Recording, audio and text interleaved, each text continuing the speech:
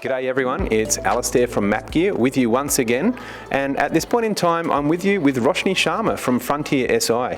Roshni, welcome to our chat. Thank you very much, Alistair. Roshni was one of the keynote presenters at the South Australian Spatial Information Day here in Adelaide today, and Roshni's talk was all about fairness, inclusion, diversity, and I'll let Roshni expand on that in a moment. But I was really blown away by some of the key points in your talk. Roshni, can you try and summarise those for the audience, please? My presentation was called Power, Privilege and Data, How We Map and What We Miss. One of the things that I can advise if you would like to do some research about this, there's a great academic paper by Das et al. 2019, I believe it is, that talks about gendered bias in OpenStreetMap data. So if we go back to 2013, 95 to 98% of OpenStreetMap contributors were a particular demographic. They were white, they were male, and they were technologically abled, and they were young. Now, if you think about that, there's a lot that's missing from there. Women, people with disabilities, people who are of lower socioeconomic status, etc., First Nations people, there's a lot that's missing.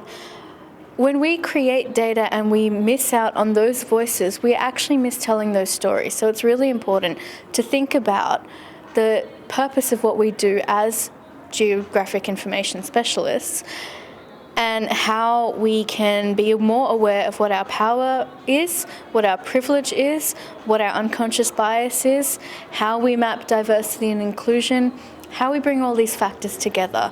There were a couple of other case studies that I presented in the presentation, and I won't go into them now on account of time, but there are a lot of resources. So if you're interested in this, there's a lot that you can do to find out more and take that personal action.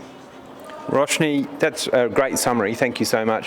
One of the things that struck me from your presentation was the, relative lack of diversity and representation that we have in our workforce. It's been well known and studied for many years now, and certainly there are many commendable efforts underway to address that challenge. Nonetheless, the legacy of our workforce is that we do have these unconscious biases in our data, and it's also the data that hasn't been created. There are genuine questions in society that require resolution, and we don't have the data sets in place yet to resolve those. I know you were talking about the importance of diversity in future workforces and acceptance of differences and non-judgment to help us develop a workforce that can, in a way, autonomously correct that bias for the future. Are you able to give us a little bit more detail on that?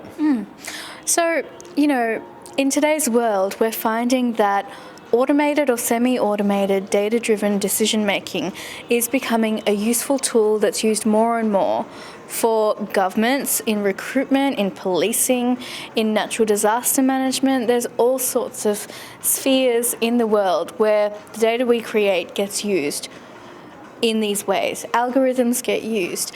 When we think about our biases, no matter who we are, we all carry unconscious bias. It's just a part of being human. There's not really any way to not have unconscious bias, but there is a way to be aware. I think curiosity is one of the biggest things.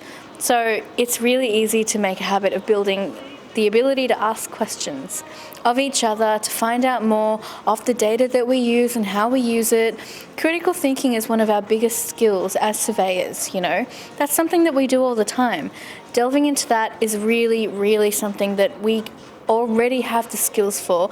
We can transpose those skills to use it to be more aware of biases and unconscious bias. Another thing that we can do is reflection. So reflection as a tool can be used for us to look at processes that we set up and consider what's missing from here. What other voices need to be included? When we have processes that we use in the workplace, co-design them. If they're for a particular purpose, make sure that those people that they're for are actually part of the process of creating, not just receivers at the end. And lastly, perhaps think about, are we the right custodians to make data sets, or should the people who are impacted, for example, First Nations people, should they be the custodians of their own data, and how can we support them? Having an attitude of collaboration is really important. Being less transactional, also really helpful. So circling back to the challenge of diversity in our workforce, in our industry, I know through my own participation in the industry that we've made huge strides forward in developing a supportive, nurturing and inclusive industry to drive higher levels of cultural and linguistic diversity and gender diversity and sexual orientation diversity within our industry. And we also know that our industry is undergoing huge rates of growth, and we've had this multi-generational skills shortage in our industry. So if you're interested in a career in spatial sciences or surveying, please don't be afraid to reach out. There are some very amazing resources online. I just can't think of the names of them off the top of my head. Glenn Campbell will be very upset with me.